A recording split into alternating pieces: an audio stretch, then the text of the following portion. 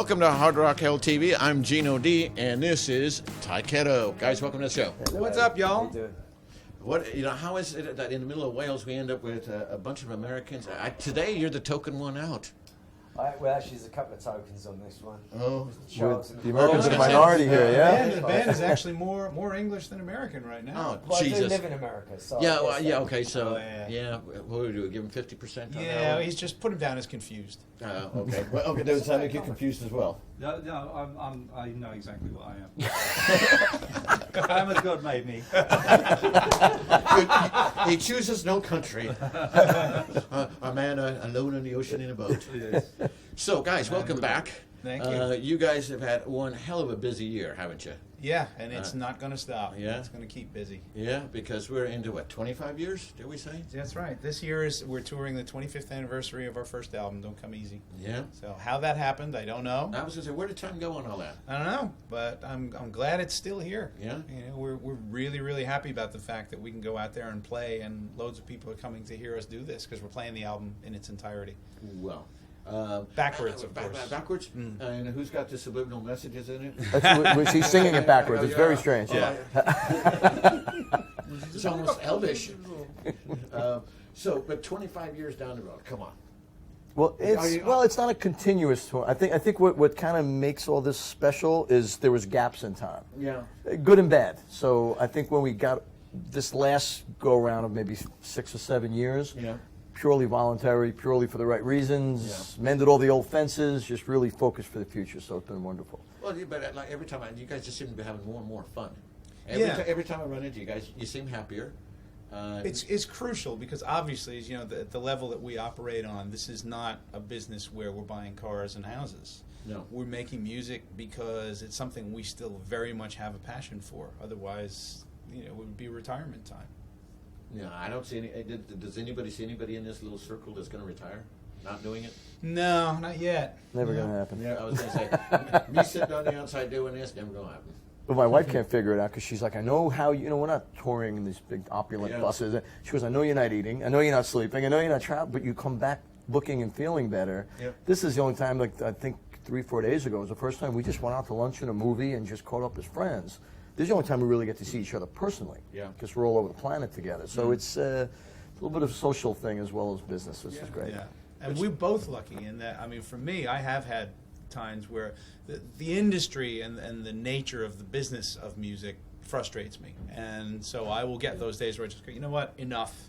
And generally, it'll be my wife that'll sit me back down and go, you don't want to do that, and because she's not just. She's a tremendous fan, and she has kind of helped me relearn how much I love doing this, being this. Yeah. I'll tell you, I bet her. She's lovely. Yeah, Yeah. yeah, she is. So, and what's your reason? It just I'm here for the money. Yeah. For me, it's I'm running a very hectic, crazy. I'm a booking agent by trade during the day, so I'm producing shows and putting out fires for 1 million bands and doing all this crazy stuff. And it's so ironic that this is on a much grander scale than what I do back home, but it's 10 times easier. Yeah. And it's like it's as corny as it sounds. It's just fun. We just enjoy each other's company. We see the fans are still there for the music. They're responding to it. So it's just, this is kind of like my therapy. This is just gets me in a good place to go back and deal with all the nonsense back home. Because isn't it interesting now? You're also seeing the next generation because your original fans are bringing their kids into them, and now. Probably their grandkids. Yeah, no, absolutely. Yeah. We were talking about this last night. We played in Sheffield. We had a good 500 in, loud and strong, and there were quite a few people that were not born when the first album came out. They knew all the lyrics, and and I realized it makes you kind of make sure you got your stuff together because these kids are seeing you for the first time.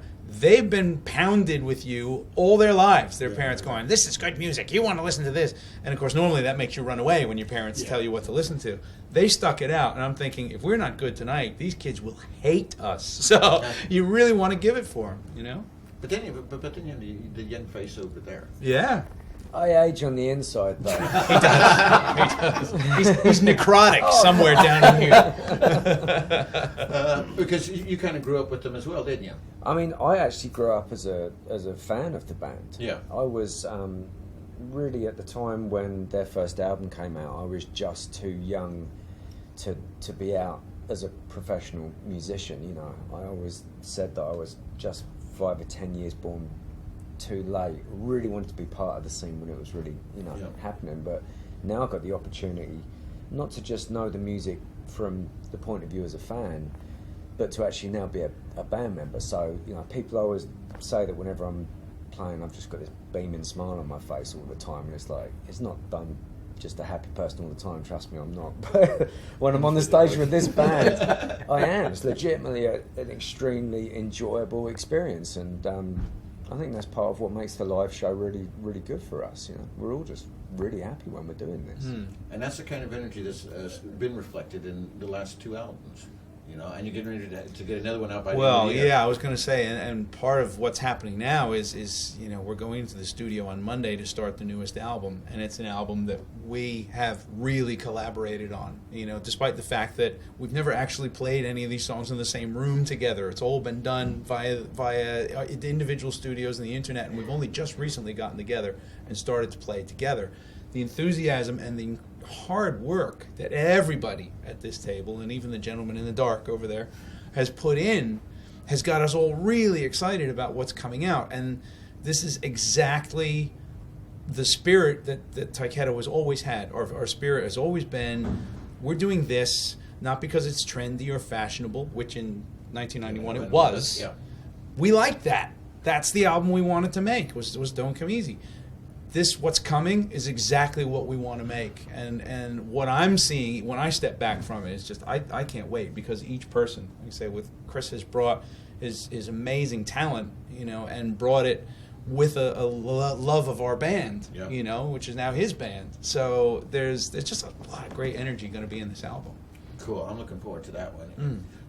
So this is going to be a TYKETTO country album? Nope. Not going to happen. Reggae? Country album. No, we haven't reached that point yet. It's a trilogy we're working on. It crosses both bridges perfectly. Like Danny said, we have a song called Reach on the new record. And Danny said, if anybody said, what is TYKETTO 2016? Instead of explaining it, he'll just press play, and it's enough of the old that I think if you're an old schooler and you've been around forever, you're not going to be disappointed with it.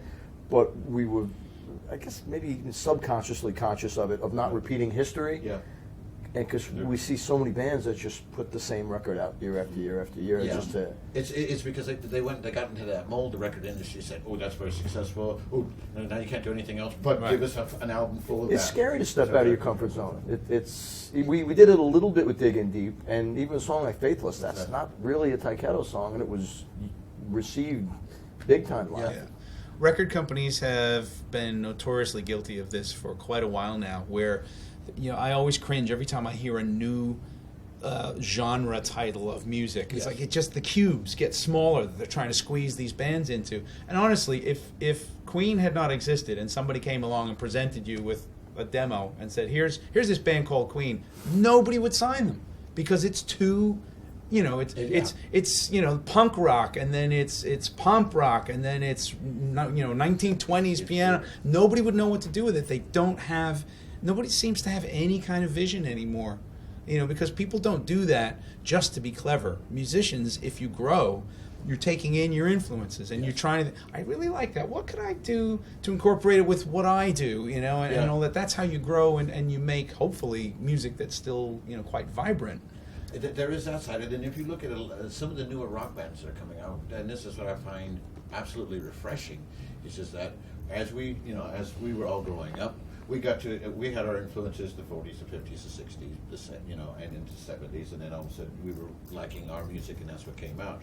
Now a lot of these new younger bands that are going back to not doing completely digital recordings, right, have got the 90s, the 80s, the 90s, the 2000s, the 2010. They've got a wider spectrum of music content that came out that can actually influence them. And I've noticed a lot of the new up-and-coming rock bands are actually being able to merge a whole wider spectrum of it. Oh, you have to. Yeah. That's part of the game. Which is, and so, you know, I'm with you on that one. What the hell is the industry going to do? Because these pigeonholes, you know, shouldn't exist. It should be about the music. It's about what the bands are capable of doing. And some of them aren't overthinking it. A band that we talk about a lot is Rival Sons. You know, they got a great formula with their music, and I just don't think they're overthinking what they're doing. You know, right now we're so inundated with subgenres in music. You know, what's the next thing going to be? Psychedelic, punk, core, math, gent, metal.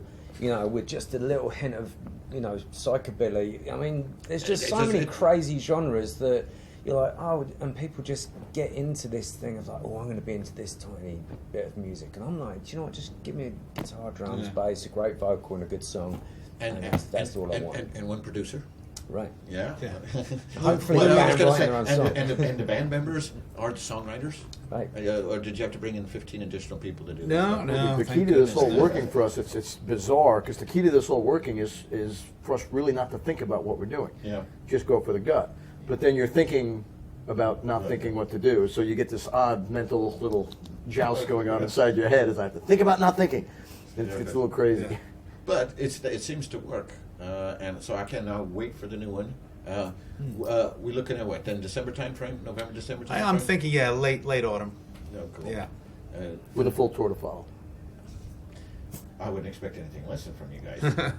It's called, that's Well, the again, tradition. it's going to be an interesting kind of mix. It's getting, as you make more albums, it gets harder and harder to pick your set lists, you Yes. know? And this will still be the 25th anniversary year, so we're going to be doing what we're doing now, which is playing Don't Come Easy all the way through, and then we'll have to wedge in a few of the new ones and, you know, make it work. Or you just have to play bloody longer. Yeah, that too. That Which too. I don't see you guys actually having a problem with that one. Well, yeah. I mean, I said it last night. I said it's you can't lie about these things. I mean, when I'm on stage, I don't feel 54. You know, I'm there. I'm me. But occasionally, my body goes, "Careful, careful," you know, and you just go, "All right, deep breath." And so I know how to do it. I just have to pace it a little better. That's all. Well, I was going to say, all I can say is, guys, I've been a fan since day one. I continue to be. I can't wait for the new stuff to come out there. But for all those fans that have been out there for the last 25 years, what do you want to say to them? Well, thank you. I mean, there's very little else that covers that. It is the wildest feeling to know that you made an album and that it has stuck. Yeah. You know, it's still here. Like I said, younger people picking up on it, and you just think, yeah, when you're a kid, you just think, yeah, I'm going to be a rock star. You don't worry about the logistics of how ridiculous that statement is.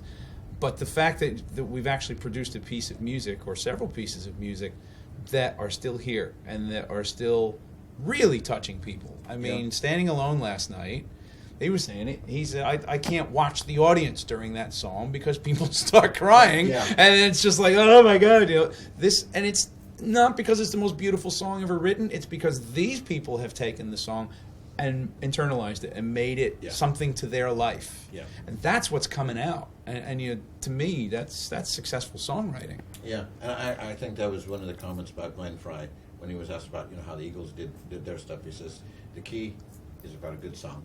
It's And, always been about a good song. it's always, and nothing else is. But if it's a good song, you're good. Yeah. We also, our base audience has been with us for 25 odd years, and we had that little culty thing going on, or a little bass. It looks like they're enjoying this resurgence and rise as much as we are. They're like, we told you so. Like, we told you. You didn't believe Yeah, it. exactly. So it's like this little club that we have with just real close family members. It's fantastic. Well, it's good, and it's one hell of a large family. So It's Yeah, and I'm growing. Italian, so I'm used to that. Who would have thought that? Got a lot of cousins. Yeah. well, on that note, from this family to yours, thank you for watching HRH TV. I've been Gino D. This has been TYKETTO. We'll catch you later on down the road. Thanks, guys. Thanks, guys. Cheers. Bye-bye.